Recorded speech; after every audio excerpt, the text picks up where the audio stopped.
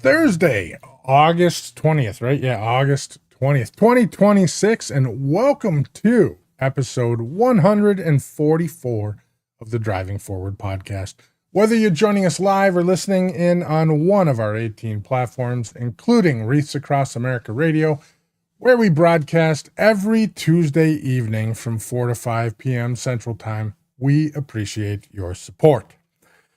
Coming up, we've got more events we're going to be at. Bit Freighter. We'll be there this weekend. I'd forgotten about that one. Next week, or 2 weeks from now, I'll be with the Truckload Carrier Association call on Washington. That's my first official call on Washington, and I'm excited about it. I was just on a call with TCA prior to the podcast, going over planning and education related to it. So I'm definitely interested in that. Another member of our team did one earlier this year and had nothing but positive feedback on it. So looking forward to advocating for the industry and everyone involved in it there.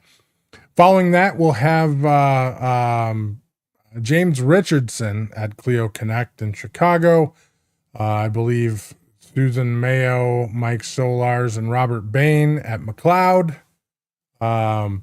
Following that, I think Susan's at the Tennessee Trucking Association, and we're still working out the attendance at Trimble Insight. So we'll also have a large crew at ATA MCE as always. So I think there's potentially a few other things that are sprinkled in there, but we are very, very busy through the end of October with just conferences and meetings generally all around. So if you're going to be at one of these events and want to connect, please feel free to reach out via the website, via LinkedIn, via email.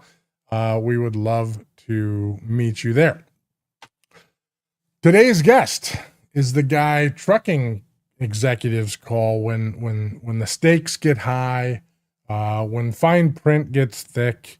Doug Grawe spent a better part of 2 decades at Dart Transit Company, one of the largest owner-operator fleets in the country, where he rose to a general counsel role and later served as general counsel for OpenForce, a platform built around independent contractor compliance. Today, he runs the Grawe Group, a Minneapolis-based firm that's part law practice and part business consultancy, giving family-owned and closely held trucking companies the kind of legal advice and firepower that usually only the mega fleets can afford. So additionally, I know Doug works with a lot of large companies as well. He also hosts his own show, the Grawe Pod, Transportation's General Counsel podcast. And a fun fact, about 4 years ago, I was a guest seat on his podcast talking about cybersecurity. That was previous to starting Driving Forward. So that's been some time. So today we're going to flip the mics and I get to interview Doug. So M&A, family business transitions, independent contractor programs, customer contracts, corporate governance. This stuff is the stuff that companies quietly decide which companies are going to survive and which ones don't. And there's really no better guy to walk us through this from a generalist standpoint on these subject matters. So with further ado, Mr. Doug Grawe, welcome to the show. Thank you, Nate. I greatly appreciate it. Those are some very kind words. I appreciate it. And it's good to be on this side of the mic. Yeah, absolutely. You don't have to think much about it, which, I'm really not too concerned about you and I and thinking much about it, because we'll start down a subject line and that'll probably be the end of the show. So we can talk for hours. As we started to, we got to spend more than usual amount of time together at TCA Refrigerated. What was that, a month ago? I don't even know anymore. Everything blends together. Everything blends together. So yes, it does. It was a nice time. It was great to catch up, and not the worst place to be in Nashville for a couple of days. That rooftop bar in Nashville was a perfect setting. It wasn't too hot. which is always important in Nashville in July. But yeah, it was a great. I always like the refrigerated meeting. That's only my second time going, but I think it's on the list for future events. It's always a good discussion with good people there. So you spent a long time Yes, at it Dark is. Transit, right? You rose to general counsel there. What did growing up professionally inside a large family-owned carrier teach you about the industry that law school never really could? Yeah, great question. It's yes, I was about 15, 16 years within the Dart family. Um, the the biggest things that Dart was able to provide me, I got some great mentors. I got a great couple of legal mentors. There was a guy by the name of Jim Hardman, really kind of a lion in the industry, just did all sorts of wonderful things in the legal world for trucking companies, for owner operators. Um, and the Oren family who owned Dart was really good about letting me spend time with Jim and pick his brain and so on. Then the Oren family themselves, just teaching me how they went about making business decisions, how they evaluated risk. They're really smart guys and gals, and they had some long-term managers, executives that were just always good about letting me be young, let me ask dumb questions, and entertain me a little bit in terms of, yeah, this is why you don't want to do this in a contract. This is why that makes sense or doesn't make sense. They were just really good to me, and so I learned real fast. I remember talking with Dave Oren, the oldest son, and he said, "Hey, you know those emails you send that have like 7 or 8 paragraphs in them? I'm not going to read that much. You got to get your advice down to like 2 paragraphs, couple of bullet points, because I've got 2,000 of these things I got to get Right. through on and whatever. Like you got to cut to the chase. You worry about all the legalese behind the scenes. Just tell me what I need to know so I can make the business decision and move on. If I walked away with any one thing, it was that. The second thing would be, as you said in the beginning, Dart was an owner operator company. So just learning about all things independent contractors and owner operators and all that kind of stuff, that was powerful. Oh, great point. And the abruptness to an executive, I think so it does depend on the executive, but the majority of them want something short and sweet. Give me the bullet points. I've said this in my life. I probably don't say it enough right now, but in a discussion with someone, I need to start telling them more, and I have in the past, of just get to the end of the story. So, don't tell the story, just present the end of it and what the ask is. So Well, there's something to be said that. a client of mine turned me onto the book Smart Brevity a few years ago, 6, 7 years ago, and wonderful book about that very comment, Nate. If I want to learn more and go into details later on, I can go into more details later on. And if I'm the writer and if you're my client, Nate, let me give you the 2 or 3 things you absolutely need, and then if you want to keep scrolling, I got more stuff for you, but your Yeah. answers in that first 2 paragraphs or those first 2 sentences. Smart Brevity is a wonderful book. I recommend it to a lot of people. Yeah, I just pulled it up. So Smart Brevity, the power of saying more with less, I assume, is what you're talking about. Yep. Looks like a variety of authors on it, but yeah, I mean, we use that on a day-to-day basis. So we'll provide reports that are 70 pages long to customers, but we'll consolidate an executive summary into 1 page. So just because I'm not reading 70. I mean, that's not happening, but you have that supporting detail. It's no different than, any sort of engagement that hits you either on the management consulting side or on your legal side. So you've been a general counsel for some time, and then you decided to move and do Grawe Group, which potentially you're fractional general counsel. But what made you want to build that firm that's half law practice and half trucking consultancy? And who's your typical customer that you're working with? Yeah. So a couple of different answers to that question. In terms of the, why do it? Dart and the Oren family were good folks. It was a great experience. I had lots of wonderful time there. I was just ready for different. So ready to go pursue a different challenge. So that's why I left. Then why'd I choose to form what I formed? In my experience in doing the industry events and talking with people in the industry, a lot of times there are a lot of very good lawyers in the industry, and I'm happy to give referrals to a lot of other good law firms.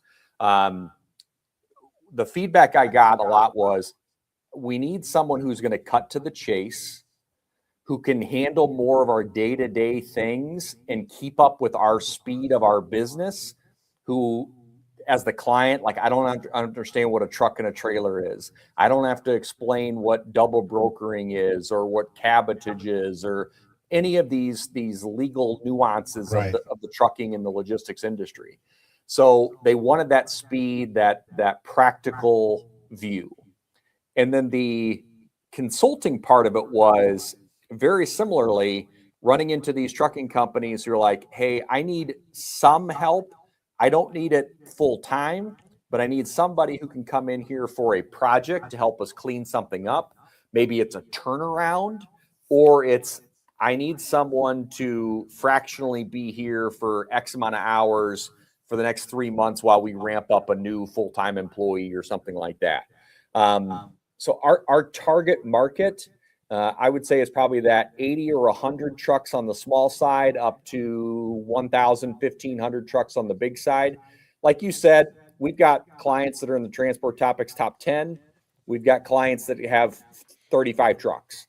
Sure. But our sweet spot where we're really going to knock it out of the park, I think, is that 80 to 100 up to, call it 1,000, 1,500, somewhere in there. Perfect. So I missed this earlier, but George, thanks for watching. So I'm guessing that we're gonna have a pretty insightful conversation here. Whether it stays on track or another will be TBD. So, so in spirit of asking the last question or making the last statement first, what's the most common blind spot when you start first working with a carrier? What's the most common blind spot that you see at that organization? So my relationship with clients typically starts in one of two areas, and that is they need help with an independent contractor program. There's no getting around the fact that I've got a long history with Dart, and Dart Sure. probably is most known for its owner-operator program. So to the extent people see me as a one-trick pony, I like to think I'm more than that, but to the extent I am, it's independent contractors. So a lot of relationships with my clients start with, can you help me with my independent contractor program? Or it's something on the customer contract or vendor contract side. So, and I like starting there. I don't want to start with, hey, call me to completely redo this big thing. We don't have a good enough relationship yet. I don't know all the dynamics. I don't know the risk tolerances. Those are really good areas to start small and start developing a relationship. So what do I see in those two areas? On the independent contractor program, I would say, in this word sounds worse than it is, but I would say ignorance. Obviously, not in the certain terms of lack of intelligence. That's not at all what I mean. What I just mean is, oh, I didn't know Illinois had that requirement. I didn't know that Georgia requires the contract to have this specific sentence in it, or that Texas requires a certain form. It's just that ignorance of, I didn't know that rule applied to me. So it usually is there.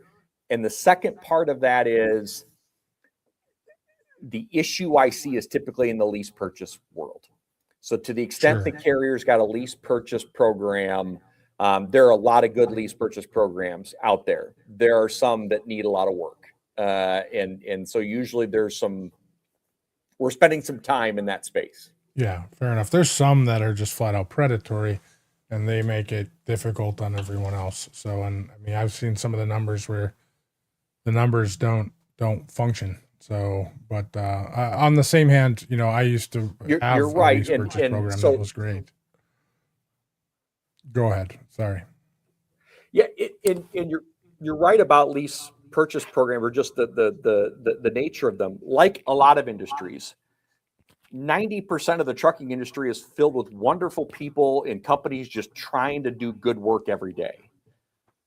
But there is some junk. There's some bad actors. Absolutely. There's some junk in there. And those lease purchase programs and those junk companies are giving a lot of us bad names. Yeah, absolutely. I think that's kind of a thought everywhere on all aspects. Anywhere that you can find some dirtiness in the industry, I think that applies to a lot of industries, but ours seems to be pretty vocal. Right? Well, we have a tendency of being vocal, and we are a very large industry. So you get, X percent, and you're talking a lot of people. So, And yeah, and we're a large industry, and we make the news. I mean, a horrific absolutely. car accident, we make the news, and lots of bad stuff can come out. Yeah, absolutely. So kind of staying in line with the IC programs. So the Department of Labor is looking to make some changes potentially there. Last ruling, I think, was 2024-ish. What what's your thoughts on kind of that landscape right now? And what should fleets with IC programs be doing Yeah, based upon that change in the political field? yeah. Great question. At the federal level, things are pretty good. Not great, not perfect. You can still have misclassification claim issues at the federal level. The U.S. Department of Labor still brings claims. I don't want people to have this false Sure, sense of security that because red is president or blue is president, that you're guaranteed a certain outcome. It's not. President Trump and the first administration brought a lot of misclassification claims. President Trump's Department of Labor is still bringing misclassification claims. They do happen. But is there more sanity to it? Yes, definitely.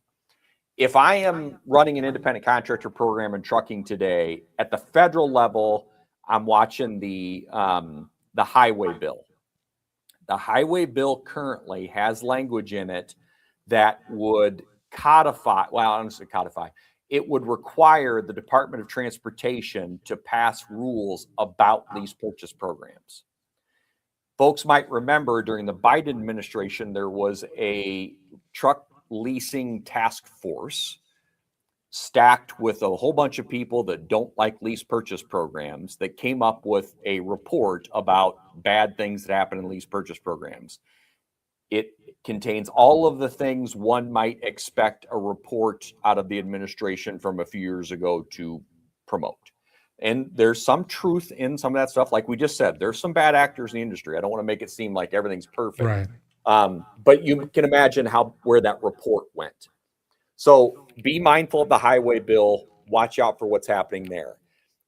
Otherwise, I'm watching the states. It's states, it's cities, and it's not just the states you think of. Yes, everybody's going to assume that Illinois is a bad state, or California, or New York, and they are. They're bad states for independent contractors, but so's Montana. Hmm, Montana has some specific requirements. If you follow them, it's fine, but you have to understand how Montana works. You have to understand how Texas works. You have to understand how Arkansas works, North Carolina, and I can go down the list. I can spend a lot of time on that. But the sure. gist of it is you need to be thinking about, where do my contractors live? Where do they operate? And where are they dispatched from? All of those states, whether that's one state or 50 states, you need to be cognizant of what their rules are about independent contractors as you develop your program, review your contracts, and so forth. So how, I mean, generally speaking, how do you, with having to keep federal and then all the states basically. So if you're running a regular route over the road fleet that hits, I mean, even 30 states, whatever your network is, you're talking about some pretty high level complexities there. How do you, I mean, from a strategy standpoint, how do you build an owner operator program that's durable when states are changing, and states can change faster than the federal level in a lot of cases. But how do you build that program, or what's the foundation of it? Yeah, great question. And we didn't even talk about cities. Cities Yeah, do this fair. too. What I would do is you're going to try to build to the toughest standard. If you build to the toughest standard, and I should say this, the toughest standard that you're most realistic to deal with. If you truly are recruiting contractors in all 50 states, and it is just as likely that Joe is going to spend time in California today as it is in Maine or as it is in Iowa, okay, then we got to build a program that probably works for the worst states. Yep. But in my experience, very few trucking companies really fit into that. A lot of them can okay, well, occasionally the guy might get to Idaho, but that's really a one-off situation. So I'd say let's maybe not focus a lot on what Idaho's requiring. If your bread and butter recruiting, market is this circle, let's start with making sure we're good there. Okay, now show me where your lane networks are. Then let's make sure we're good there and on down the line. And then, shameless plug, find the advisors Right. who you can rely on to look at these things. And what I would do is I would look at a couple different things on my independent contractor program regularly. Look at turnover and look at your economics. So forgetting how good your contract is in paper or whatever, I think back to an audit I did of a client a lot of years ago. And I remember sitting down with it was a family-owned business, sitting down with the family after spending a week on site at their facility, learning everything I could about their independent contractor program. They said, "What kind of grade would you give us?" And I said, "I'd probably give you like a C+. Your contract's not that good. Your dispatchers don't really say the right things, and your safety department's probably a little overzealous, and your maintenance program I don't love, and so forth.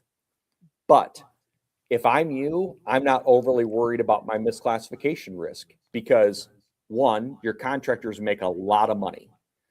When we look at our 1099s and our estimated net settlement values for your contractors, your guys are making a lot of money.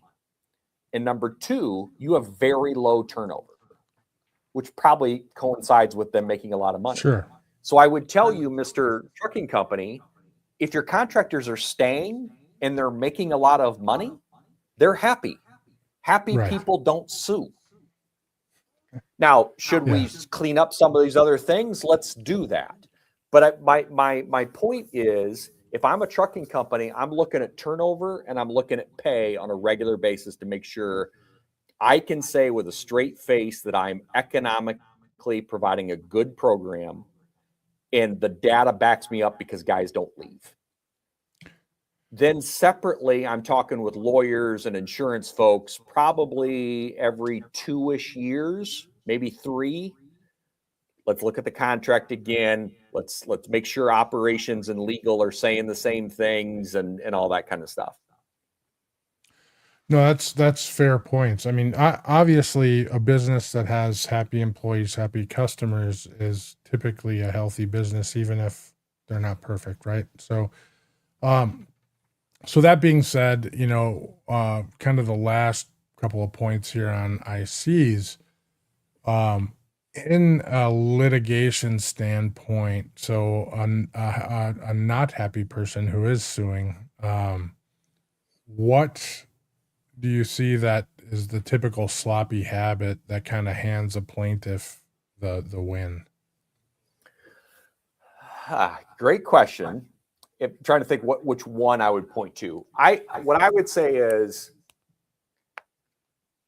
do not underestimate your public materials. And by that, I mean your website and your advertising for owner-operator opportunities and so forth.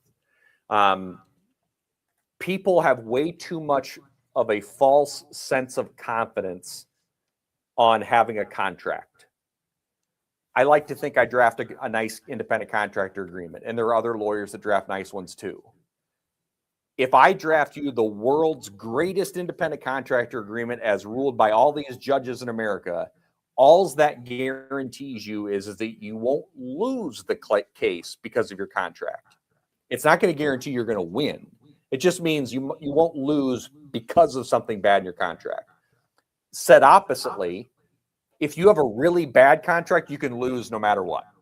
Your contract's too bad. So what that means is your operations, your recruiting mean a lot more than your contract.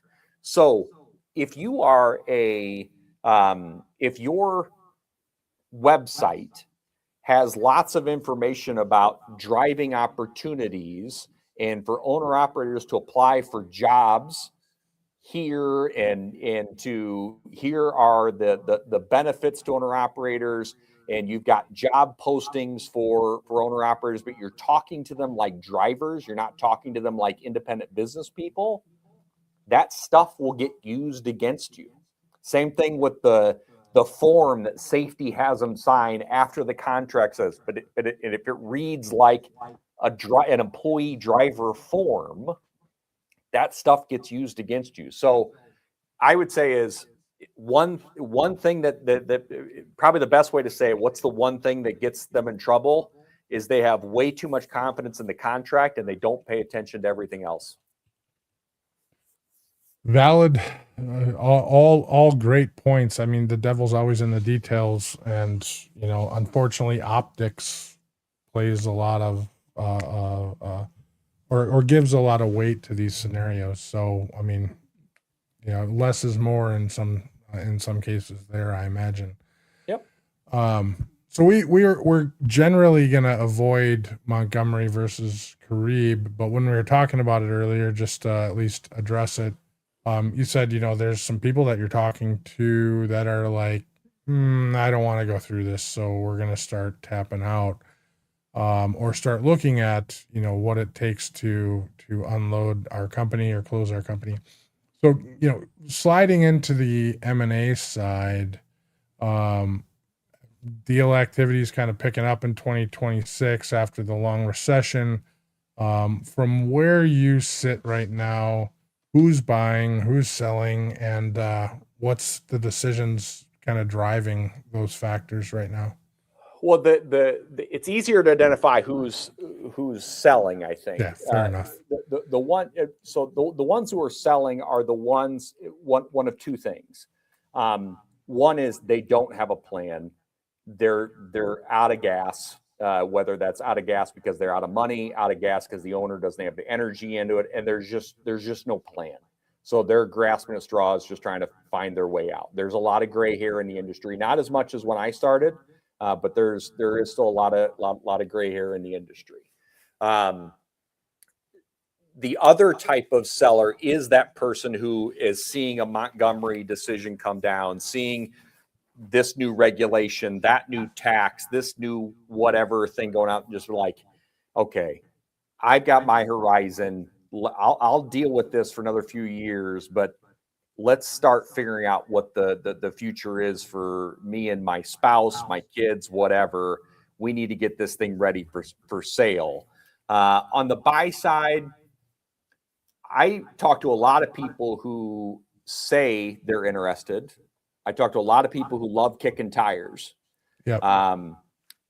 The people who pull the trigger, who I would say to my clients that want to sell, like that's who you want to buy you, are the organized ones. And I'm not putting numbers on in terms of it's the ones that have X amount of trucks or the ones that have whatever, because I see small companies buy other small companies, big companies eat small, whatever. But it does come down to how organized are they? If they have a plan, what they're doing, why they're looking at you, what their plan is for financing, and how they're going to turn a profit with it once they get your business. Those are the ones who are doing very well in the market. Yeah, absolutely. I mean, I said this through the last 4 or 5 years. Those that come out and are still have some sort of capitalization and haven't flushed every possible option are going to be the ones that are going to be acquiring others. Some of these companies looked ahead and started figuring out a plan several years ago. Mm-hmm. Some of them are always figuring this. I mean, it's just their acquisition M&A is always on their radar. But a more mid-market organization that's not acquiring more than one company every 2, 3, 4 years. Certainly, there's some ripe organizations out there that need to be led a little differently. That frankly just could have did what they could to make it through this time, and really, in all generalities, we're effectively out of business or approaching out of business months, if not years ago. Just didn't quite realize it. So You're right, and a lot of clients of mine ask me like, "Hey, we think we want to buy somebody." Great, that's awesome. Let's go buy somebody, but to do what? Right. Is it because you think you've got an operations team that is kick ass, and you can put them in place at another carrier, and you can keep kicking ass now just bigger? Is it because you have really good cash and financing available, and you're kind of just really good on the number side on the back end, and you can do some things because you're really good at this is an opportunity for you to gobble up equipment? Like, don't just buy to buy. Like, what is your plan? Right. Because I talk to some clients who like say, hey, they want to go buy. I'm like, you have no bandwidth to put any of your existing team over in the new operation. So either you need to go find somebody who's got a good operation that you're just going to now be the new investor. That's a different kind of buy or you're going to have to go hire a whole bunch of people because you don't have the bandwidth on your existing bench. Yeah, absolutely. So, I mean, that assimilation is a big thing, which we can jump into here in a minute. I think we're going to take a quick break. If you have any questions for Doug, queue them up, shoot them in. When we come back, we'll go over those. Otherwise, we'll jump back into the M&A discussion. We'll see you all in about a minute. If your fleet's downtime looks like chaos, you're missing out on GLCS. In the time-critical world of trucking and logistics, every minute counts. Meet GLCS, your expert partner in managed IT and technology services. We integrate seamlessly with your team, bringing seasoned IT professionals with deep trucking and logistics expertise. Imagine your software updates running smoothly, complex issues resolved quickly, and operations humming with efficiency. GLCS has your back.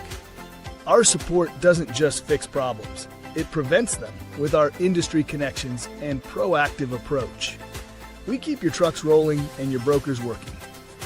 Think of us as the added resource your company needs to unleash its full potential. Visit glcs.net today and keep your business driving forward. GLCS, where efficiency meets expertise. And we are back. That threw me off a little bit. Normally we have a longer one, but that's all good. So, a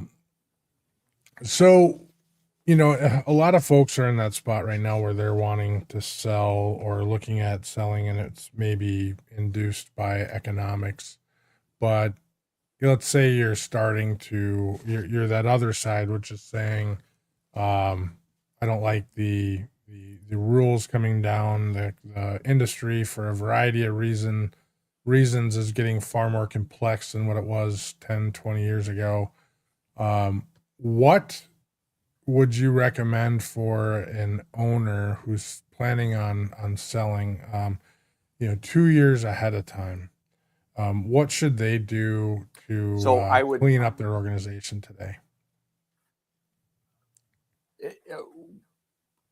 It's a great question, and I would say there's two things they should be thinking about. The first is, what's your story? Okay, and it eventually, yes, we're going to get into numbers and assets and what you're selling and so forth. But the first thing you're selling is your story. A lot of times, whether at the very, very beginning, you're going to start handing out this 1 to 3 page document that explains something about your company and why the buyer should want you. Okay, so what is that story? What is that 1 to 3 page? What's the elevator pitch for your story? And a lot of trucking companies have this nice, we're a family-owned business, we've been around for a long time. And it is a powerful story to that family and great, but it's also kind of a worn out story. Everybody's got it.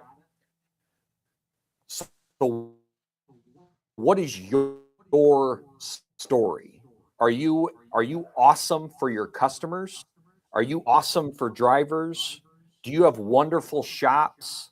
Have you developed this niche in the Northwest that can't be beat? What is your thing?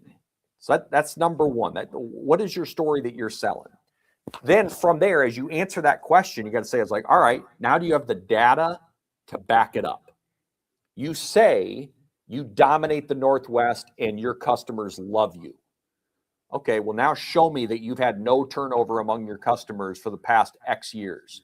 Wait a minute, you're saying you've actually lost 4 customers in the last 2 years? So maybe our story is not that we're this kick-ass customer-driven thing. You told me your story. Now let's start working on your data to back it up. So, and as you put together that data, you hit it on the head earlier on, Nate, about the organization, being organized. A member of the Grawe team, he's a longtime CFO in the industry, and he tells me the story of when he was in-house CFO of selling a very large company, a couple thousand trucks. And he and the CEO went through the very initial conversation with a potential banking outfit to help them sell through the day of closing. And I think he said 3 people knew it. Oh, wow. Because they were that organized.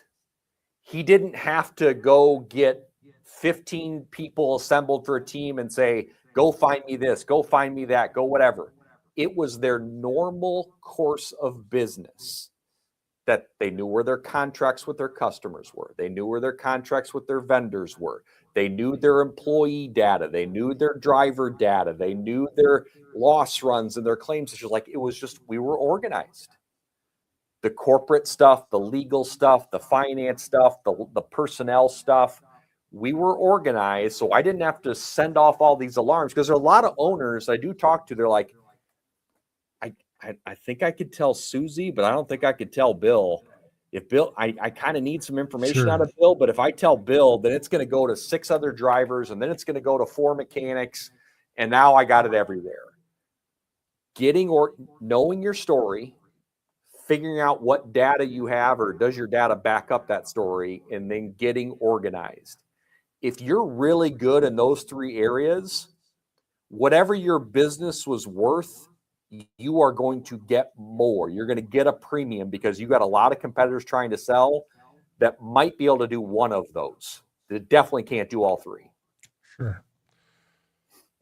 Yeah, I can agree with that. I mean, so first off, that's very odd in any sort of discussions I've been involved in M&A, that you'd be able to contain that large of an organization to such a small group of people. But so kudos to whichever organization that was. But it's absolutely true. And a lot of companies that we work with is on our side, let's talk about contracts, and the contracts are scattered all over the place. Or potentially they're in one receptacle, but they're not well defined. So you still have to, I mean, great. We know they're all here, or we think they're all here, but we have no great way of interacting with them. So on the flip side, a company thinking it's maybe time to sell for a few years, getting organized. On the flip side, though, not quite on the flip side, I'm going to ask a different question instead. So you've done your due diligence, you're at the table, whether you're at the last day or within, 30, 60 days, what typically will kill a deal there? Ooh, well, I mean, surprises. If you're going to say one word, it's surprises on either side. So the buyer surprising the seller by like, oh, apparently we don't have the money we thought we were going to have, or something is happening in their core business that is tying up their resources or whatever. Because surprises can happen on the buyer side. It's not just bad things on the seller side. Otherwise, it is going to be is, hey, wait a minute, Joe, you told me all the way along that this was your customer base, that your customer base was solid, that your driver base was solid, and all that kind of stuff. We don't expect 100% of everything you promised to come through because we're realistic. But hey, I'm seeing customers go away. I'm seeing the fleet shrink every month. There's an oh crap accident that's got mega liability exposure to it, or class action misclassification claim just got dropped. So I would say that the biggest things would be surprises. And part of that isn't just that something happened that causes a surprise. It can also be, well, why didn't you tell me that 6 months ago when we started these conversations? That's not the way you couched it. Why didn't you couch it this way? And again, that's a two-way street. Why, Mr. Buyer, didn't you tell me that your plan was to sell off my terminals to 4 different other carriers? Sure. It is important to my legacy that we keep this thing together. So surprises, that's what kills deal. Yeah. Yeah. A great example. I remember buying a carrier 20 years ago, and we were well down the road. Actually, we had propped them up to keep them in business. And when they found out that I'd say 80 to 90% of their people were not needed, and we were going to be parting ways with them in a short period of time, the current owners did things that I probably wouldn't have done, but they kept the business because they were worried about everyone not having roles that they had worked with for the majority of their life. So, that's on our side, that's a deal breaker. We're not going to take on office staff we don't need. On their side, they couldn't handle the emotion and the issues related with that. So, but I mean, that kind of brings us into, sometimes, do you see any first-time buyers out there right now? People who are like, I want to buy a trucking company. Maybe they've been in operations. Maybe they've had the role. They have access to some cash. Do we see any of that happening yet? Well, I am seeing some private equity thinking they want to be in the trucking game. And there are some... It's been for a while, so they've been in, but you're right. But I should say I've seen some new ones. Okay. Trying to come in. So some of that, I would definitely caution anybody against it. Fair enough. It's not the place to buy your first business. That's for sure. So I would say in general, not as much as I saw. I'm thinking of a deal that I worked on 4 years ago, where that was a longtime business owner, but his true first foray into trucking and helping him navigate that purchase he was a very smart guy, and he's doing a good job with that business. But that was interesting. Just again, smart guy, but just didn't know anything about trucking. And he's done a good job. There was a lot of educating to go along. No, valid. So I'm going to roll in now to corporate governance. And the reason why I'm going to pull that forward, because normally I wouldn't talk about it, because I imagine half of our listeners are glazing over when we start talking about how to structure a company. But several business owners in just the last few weeks have brought it up. And so, when you look at 100 or 200 truck fleet and how they're structured, what's kind of the most important thing for them to consider there? So I can answer with two things, because I'd put them on par with each other. Is I am generally a fan of, for each business unit, business service offering I've got, I want a legal entity for that. Now, I don't mean if I've got dry van and I've got dry van expedited and dry van dedicated that I need 3 different legal entities because of the nuances of my dry van opportunities. I don't know that I need legal entities, but if I've got trucking, retail shops, and brokerage, I think that's probably 3 different companies. Sure. Okay? The specific on that though is retail shops. Yes, If you were not retail and you were only working on your own equipment, would you call that similar, or it wouldn't I think hurt? it's a little bit. I think it's a little bit more debatable. I probably want to say let's talk about more about what's going on in that shop.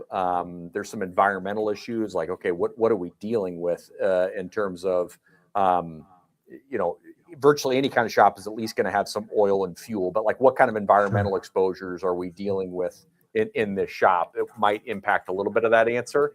And I would also say my definition of retail includes your independent contractors.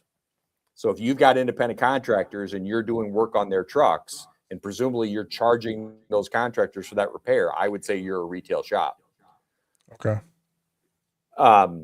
So, but yes, and I feel more strongly about it to the extent you're retail. But No, equal. fair. Oh, go ahead. I'll say Go ahead. equal to having the separate entities is aligning your administration, your finance, your accounting with that legal structure. I tell folks all the time, if a client wants to talk to me about how they should structure their businesses, I say, do not listen to everything I say. If you do everything the way the lawyer wants it, it's probably going to be overly complicated. And then, so let's bring in the accountant and the tax people. And if you do everything the way they want it, you're going to have probably a little bit of an extreme result too. So you want to balance us, but don't just go based on the professional advisors either. Now let's bring in the operations gal, because she's the one that's got to actually run it on a day-to-day basis. So make sure she's got a seat at the table to say, I can't realistically manage everything that these lawyers and accountants are telling me to do. So I would say, Mr. or Mrs. Owner, you need to look at all three of us, take everything we're saying with a grain of salt and hear us all, and find something that works for you, balancing everybody's interests. You don't want to get too complicated. I'd love to talk to you about the 16 different entities I think GLCS should have. Yeah. Yeah. But you don't want that. It's not a good result for you. Right. No, 100%. And that's typically the conversation that I have is, between attorneys, accountants, insurance companies, or advisors from insurance companies. What do companies actually need to do? One of the things that I have conversations with them about is, okay, you have all these different entities, but if you have an employee that works in all of them, is that really worth creating the entities when you're puncturing that corporate veil easily? So great point. That's where I say you've got to have alignment. So if you're going to let the lawyer form 6 different entities, make sure the accountant is prepared to do accounting work for 6 different entities. Right. And make sure you've got shared services agreements that HR is managing and all that kind of stuff, so that you're dealing with exactly the situation you just mentioned. Otherwise, you have donated a lot of money to a lawyer's charitable cause. Yeah. Because that's all you've done. You haven't actually protected yourself. The kicker there is the shared services agreement. So if you have a safety HR department that's going to administrate all your companies, then they have an agreement with the companies that they're going to administrate them. So, and in some cases, larger entities, you'll have the people all in some sort of entity as well. Correct. So what's a real world example of where governance has saved a company, or at least saved them some significant pain? You don't have to name the company, of course, but yeah. So I would say I've got 2 examples of that. One is the standard motor vehicle accident. So the motor vehicle accident occurs, and the plaintiff lawyer wants to sue the trucking company. They want to sue the shop. They want to sue the finance company, the shared services company, everybody that any brand name that they can everybody find anywhere in the there. trailer manufacturer. Correct. And just staying within, that one's a little bit of a crazy one. Yeah. But just within your own world, your own world, they want to sue every entity they can find. And, I've been a part of cases and help clients navigate cases where we're able to say, wait a minute, this management company, this shared services company, they're different. They're not controlled the same way. It's got their own corporate record books. It's got their own accounting records. It's got, in one example that I'm thinking of, it had different employees, but I've also had cases where we were successful and they had shared employees. Sure. But you're able to show an agreement, the shared services agreement, corporate records, not just formed in 1976, but regularly kept up to date. Okay. Accounting records to back it up. And last but not least, an easy explanation for what the company does. You can't outsmart yourself. Meaning if you've got shared services company, administrative services company, most people can understand that. If you have 4 holding companies and you're trying to differentiate between the 4 holding companies up a chain, it gets really hard to discern, to explain to a jury the difference between number 3 and number 2. So don't get so complicated that you can't just explain it to a layman what this company does. Okay. Perfect advice. So appreciate that one. Did you have a second one that you were gonna? Yeah. The other one that comes up, and this really gets into the rules of your companies, and that is the family ownership. Okay. And I guess it doesn't really have to be family. It's just anytime you have more than one owner. Once you have, if you form a company today and you're a solo owner, a lawyer or legal Zoom or whatever is going to give you, let's assume for a moment, you're going to form a corporation. So they're going to give you some bylaws, and those bylaws are going to be 6 to 26 pages long and have a whole bunch of stuff about how meetings get set and who gets to vote on what and whatever. And none of it matters because you're the only owner. Okay. But the moment you bring on a second owner, that stuff actually starts to matter. Yep. And everybody at the beginning of the business loves each other. We're great. Nate and I are going to get along great. I have no issues. I trust Nate implicitly. We're good. And then 6 years from now, I'm like, Nate loves trucks. He always buys trucks. Why do we keep buying trucks? I wish we weren't buying so many trucks. And now Nate and I are starting to have our friction. Now these rules are going to start mattering. Because these rules are going to impact, let's say in my farcical example here, Nate owns 70% of our business and I own 30%. Those rules are going to govern what records Nate has to let me see. Okay. In some states, he doesn't have to let me see everything because he owns more than I do. Okay. These rules are going to govern whether or not I always get to vote on something. Even though I'm 70-30, am I always going to be outvoted, or is there a scenario where I can get one person on the board that's kind of controlled by me? How do I sell? Can I force Nate to buy me out? All of that stuff starts to matter. And again, every time you add a generation, every time you add a divorce, a marriage, an adoption, any of those types of things, a new executive that's maybe not in the family, but we all really like Susie. She's fantastic. We want to reward her with something. All of these rules start to matter. So I tell clients a lot because I do help companies form at the beginning. And I say is we can either do the quick and dirty, cheap version, and that's fine. I don't object to that. But let's put on our calendar a year from now that we're going to spend more time on this and revisit this and start thinking about whether or not your spouse is going to be involved in the business, or whether or not the kids are coming and the kids are going to be involved, or your sales guy that's done wonderful work for you needs to be rewarded in some way. Perfect answer. I know that kind of segues me, but we're probably going to run out of time on the family management and ownership generally.